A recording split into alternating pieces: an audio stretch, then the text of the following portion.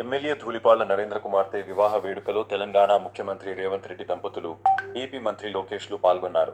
ఈ సందర్భంగా రేవంత్, లోకేష్ల మధ్య అనుబంధం, రెండు రాష్ట్రాల రాజకీయ నేతల్లో రాజకీయ సౌహార్దం వెల్లివిరిశాయి. ఈ పెళ్లికి హాజరైన ఇరు నేతలను చూసి ఎమ్మెల్యే ధూళిపాళ్ల కుటుంబ సభ్యుల్లో ఆనందం అవధులు దాటాయి. పెళ్లి వేడుకకు హాజరైన తెలంగాణ సీఎం రేవంత్ రెడ్డికి మంత్రి లోకేష్ ఆహ్వానం పలికారు. ఆలింగనం చేసుకున్నారు.